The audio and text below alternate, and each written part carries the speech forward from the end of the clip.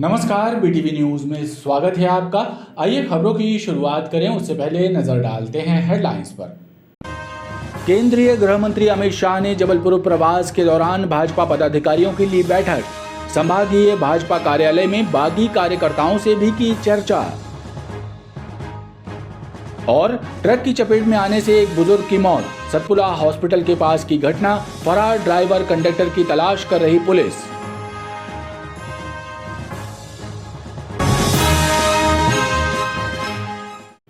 केंद्रीय गृह मंत्री अमित शाह 3 दिनों के लिए प्रदेश के दौरे पर हैं। इसके तहत उनका जबलपुर आगमन हुआ, जहां उन्होंने माल गोदाम पहुंचकर स्वतंत्रता संग्राम सेनानी अमर शहीद राजा शंकर शाह और कुंवर रघुनाथ शाह की प्रतिमा पर माल्यार्पण कर उन्हें नमन किया। गृह मंत्री के आगमन के मद्देनजर डुमना से लेकर माल गोदाम तक सुरक्षा के कड़े इंतजाम रहे। केंद्रीय गृह मंत्री अमित शाह जबलपुर प्रवास पर पहुंचे, जहां डुमना विमानतल पर उनकी आगवानी हुई और वहां से सीधे माल गोदाम चौक आए, जहां पर उन्होंने स्वतंत्रता संग्राम सेनानी अमर शहीद राजा शंकर शाह और कुंवर रघुनाथ शाह की प्रतिमा पर माल्यार्पण कर उनकी शहादत को नमन किया।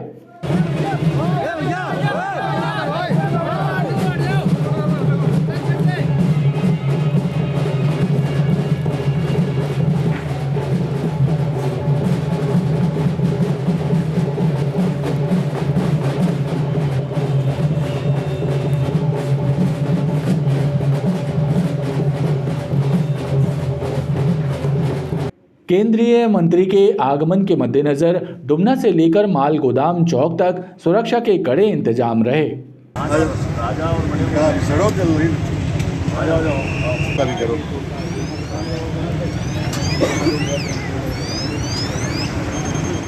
वहीं आदिवासी लोक नृत्यों की भी शानदार प्रस्तुति हुई।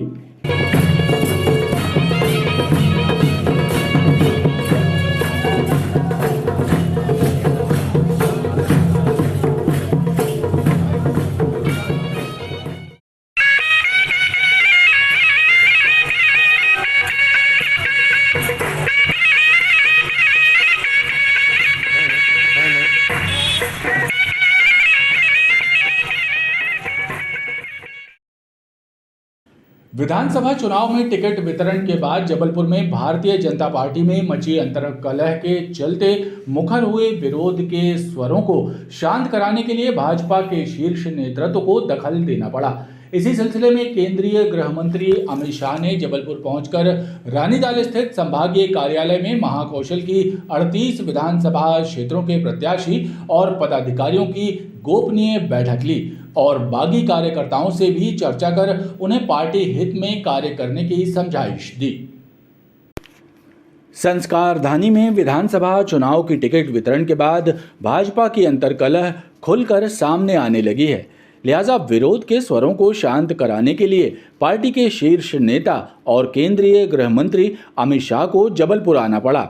नगर प्रवास के दौरान उन्होंने संभागीय भाजपा कार्यालय पहुंचकर महाकौशल की 38 विधानसभाओं के प्रत्याशियों और पार्टी के पदाधिकारियों की बैठक ली। इस बीच उन्होंने बागी कार्यकर्ताओं को भी चर्चा के लिए बुलाया और उन्हें पार्टी हित में कार्य करने की समझाइश दी। खासकर जबलपुर की उत्तर मध्य विधानसभा में मची घमासान को शांत करने का काम केंद्रीय गृह मंत्री द्वारा किया गया।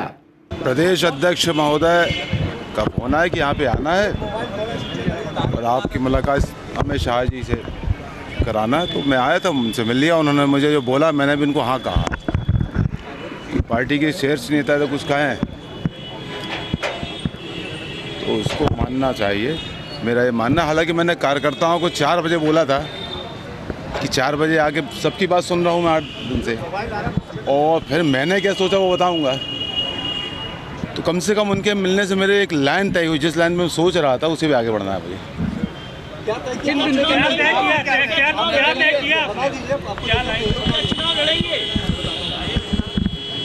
बिल्कुल आप समझे, जो मैं तय करने जा रहा था उनकी बातचीत से मेरे वो लाइन पुष्ट हुई है। मैं उस लाइन पे बढ़ूंगा 4 बजे। हम 8 दिन से दिन रात को 3-3 बजे तक कार्यालय में हैं, लोगों से मिल रहे हैं, बात कर रहे हैं। और लेकिन मैंने कहा सबकी बात सुनूंगा, कोई प्रतिक्रिया मैं नहीं दूंगा, सबकी बात सुन के जो मन में चलेगा।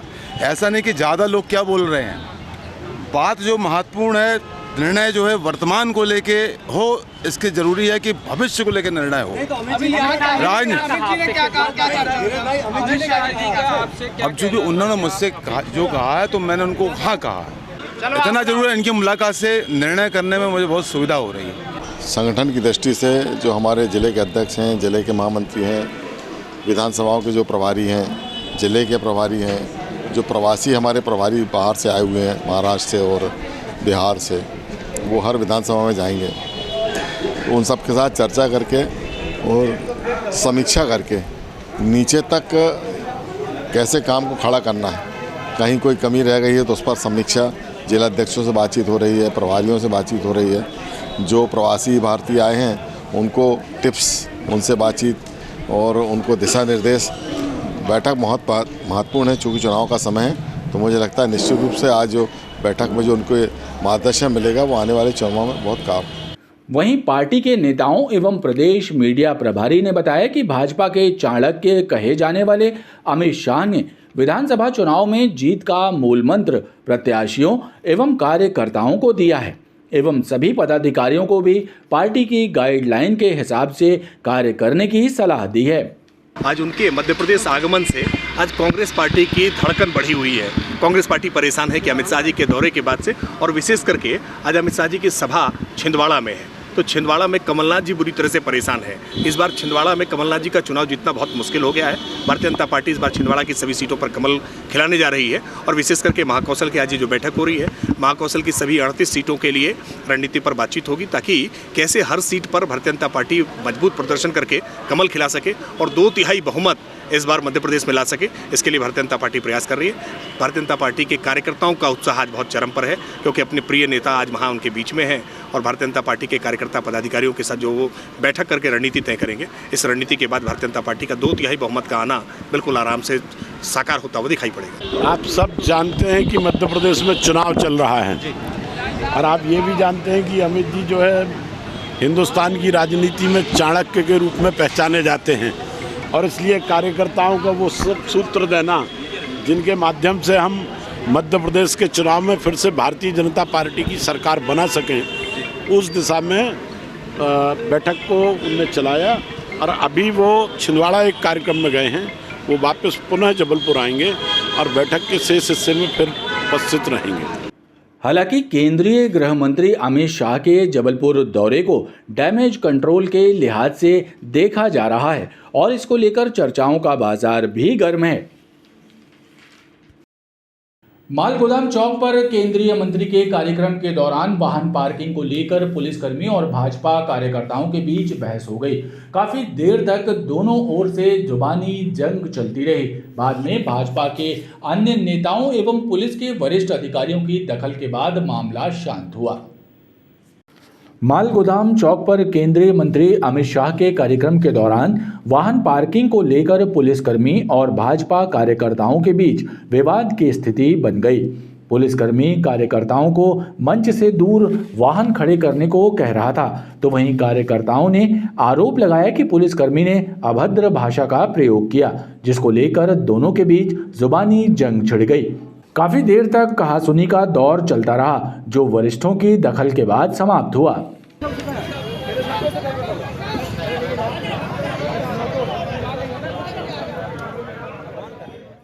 शहर में मेट्रो बसें बंद होने के कारण यात्री हलाकान हो रहे हैं। प्राप्त जानकारी के अनुसार 12 अक्टूबर को न्यायालय से पारित आदेश के बाद मेट्रो बसों का संचालन रोक दिया गया।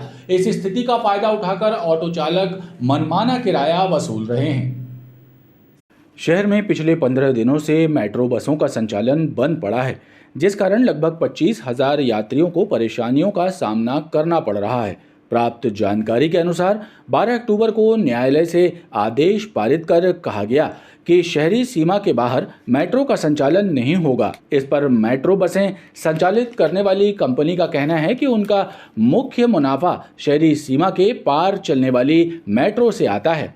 अब मुनाफा नहीं होगा तो संचालन भी बंद करना पड़ रहा है। वहीं Jabalpur city transport services limited के अधिकारियों का कहना है कि बसों के संचालन के लिए संबंधित एजेंसी से बात की जा रही है। जल्द ही छोटी बसों का शहरी सीमा में संचालन शुरू हो जाएगा। हाईकोर्ट के आदेश अनुसार जबलपुर सिटी ट्रांसपोर्ट की बसें अभी बंद हैं। लगातार नगर निगम एवं JCTSL द्वारा उस पर प्रयास किया जा रहा है कि जल्द ही रोडों पर सिटी ट्रांसपोर्ट की बसें चलें और शहर के यात्रियों को अच्छी सुविधा प्राप्त हो। कम किराए और सुरक्षित सफर के कारण रोजाना 25,000 लोग मेट्रो का सफर करते हैं। शहर में आने जाने वाले बाहरी व्यक्तियों की भी पहली पसंद मेट्रो बसें ही होती हैं। यात्रियों का कहना है कि मेट्रो बस बंद होने की जानकारी ना होने के कारण वो घंटों इंतजार कर रहे थे। ऑटो चालक इस स्थिति का फायदा उठाकर मनमाना किराया वसूल रहे हैं, जिस कारण निम्न मध्यम आय वर्ग, महिला पुरुष के साथ स्टूडेंट भी हलाकान हो रहे हैं। हम बस का इंतज़ार कर रहे हैं मेट्रो का, लेकिन मेट्रो आ रही नहीं है और ऑटो वाले बहुत खर्चा ले रहे हैं करके दिक्कत जा रही है सब पब्लिक को। आप कहाँ से आए हैं? हम नागपुर से आए हैं, बेड़ाघाट जाना है हमको। बेड़ाघाट के लिए बहुत देर से राह देख रहे हैं हम, 1 पौन घंटा हो गया है। आपको जानकारी नहीं मेट्रो बंद चल रही है? नई जानकारी नहीं थी, इसलिए हम घर से निकल गए। मैं उमरिया से आ रहा हूँ अभी, और मुझे यहाँ जबलपुर आके पता चला कि यहाँ बस ये मेट्रो बस बंद है यहाँ। मैं आधे 1 घंटे से वैसे ही खड़ा हुआ हूँ, फिर लोगों से पता चला, फिर मैंने ऑटो वगैरह पता किए तो वो बहुत ज़्यादा अमाउंट मांग रहे थे मेरे से। तो ऐसे ही मैं अभी खड़ा हूँ, देख रहा हूँ कोई लिफ्ट मिलेगी तो जाऊँगा। बहुत परेशानी है, क्या करें। JCTSL को जल्द ही बस ऑपरेटरों से बातचीत कर शहरी सीमा के भीतर मेट्रो बसों का संचालन शुरू कराने के लिए प्रयासरत रहना चाहिए, ताकि यात्रियों को राहत मिल सके। शीत ऋतु की दस्तक के साथ ही प्रवासी पक्षियों का गौरी घाट में आगमन हो चुका है। नर्मदा की लहरों पर अटखेलियां करते इन पक्षियों को देखने के लिए लोगों में भी खासा उत्साह नजर आ रहा है। खास बात यह है कि लोग इन्हें नमकीन सेब खिला रहे हैं, जो पक्षियों को बेहद भा रहा है।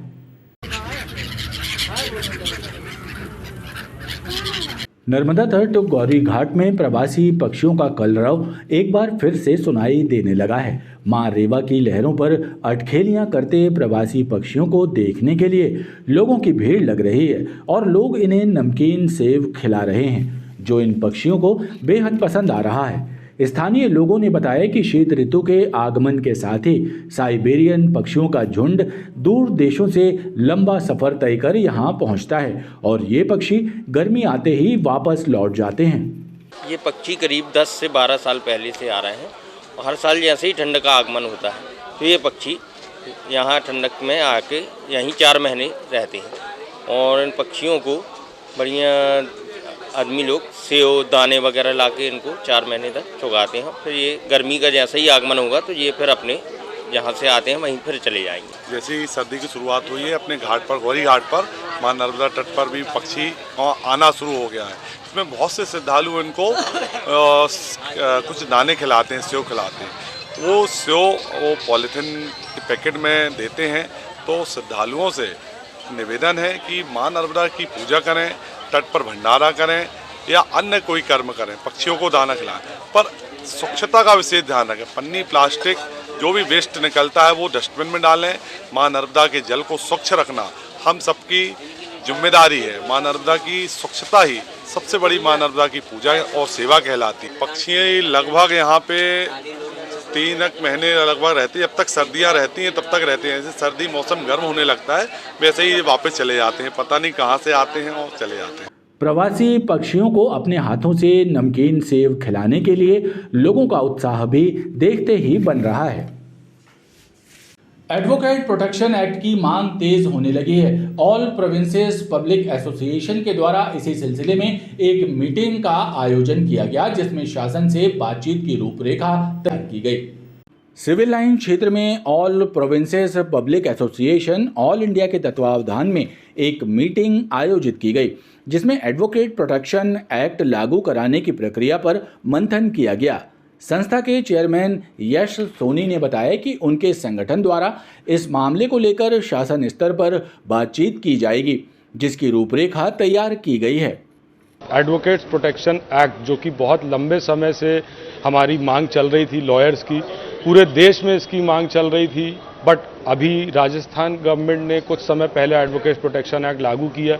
हमारे लॉयर्स के ऊपर निरंतर एट्रोसिटीज़ हो रही है, हमले हो रहे हैं, उनके प्रोटेक्शन के खातिर हम लोगों ने ये सेमिनार ऑर्गेनाइज किया है, जिसमें हम सारे लॉयर्स एक दूसरे से डिस्कस कर रहे हैं किस तरह से इसको लागू किया जाना चाहिए। सरकार से हमारी मांग है कि भाई इसको आप जल्द से जल्द लागू करें, क्योंकि लॉयर्स की प्रोटेक्शन अगर होगी तभी समाज की प्रोटेक्शन होगी। बैठक में आम जनता से जुड़े मुद्दों पर भी चर्चा की गई। सतपुड़ा हॉस्पिटल के पास ट्रक की टक्कर से एक बुजुर्ग व्यक्ति की मौत हो गई। पुलिस ने ट्रक जब्त कर फरार ड्राइवर कंडक्टर की तलाश शुरू कर दी है। प्रत्यक्षदर्शियों का कहना है कि ट्रक अनियंत्रित होकर फुटपाथ से टकराया था, जहां बैठा बुजुर्ग व्यक्ति इसकी चपेट में आ गया। सतपुड़ा हॉस्पिटल के पास ईंटों से भरा एक ट्रक अनियंत्रित होकर फुटपाथ और रेलिंग से टकरा गया, जहां बैठा एक बुजुर्ग व्यक्ति ट्रक की चपेट में आ गया। स्पॉट पर ही व्यक्ति की मौत हो गई। घटना के बाद ट्रक का ड्राइवर और कंडक्टर ट्रक छोड़कर भाग गए। मौके पर पहुंची घमापुर थाने की पुलिस ने लाश का पंचनामा कर उसे पोस्टमार्टम के लिए भेज दिया। वहीं ट्रक जब्त कर ड्राइवर कंडक्टर की तलाश शुरू कर दी है। मृतक की शिनाख्त भुआ बिछिया के तिवारी परिवार के सदस्य के रूप में की गई है। ये थाना घमापुर के अंतर्गत सतपुड़ा अस्पताल के सामने की घटना है। सुबह करीब 8:30 बजे जो जलगांव से ईंट भर के आ रहा था, अचानक राइट हैंड का पट्टा टूट जाने के कारण गाड़ी बहक गई। वहां पर फुटपाथ पे बैठे आदमी पेपर पढ़ रहा था, उसके ऊपर पूरी गाड़ी पलट गई, जिसकी मौके पर ही डेथ हो गई। और ये गाड़ी गोपाल होटल लालमाटी प्रजापति जी की है। मृतक की उम्र लगभग 55 वर्ष का है। मृतक की शनाख्ती से पता चला है कि वो बिछिया का तिवारी है। कोई उम्र लगभग 55-56 वर्ष के लगभग है। उनके घर में सूचना दे दी गई है और लाश को पोस्टमार्टम के लिए भेज दिया गया है। ड्राइवर कंडक्टर भाग गए कूद के डर के कारण। ट्रक लालमाटी के किसी ठेकेदार प्रजापति का बताया जा रहा है। पुलिस द्वारा घटनाक्रम की जांच की जा रही है। खबरों का ये क्रम लगातार जारी है। आप देखते रहिए BTV न्यूज़।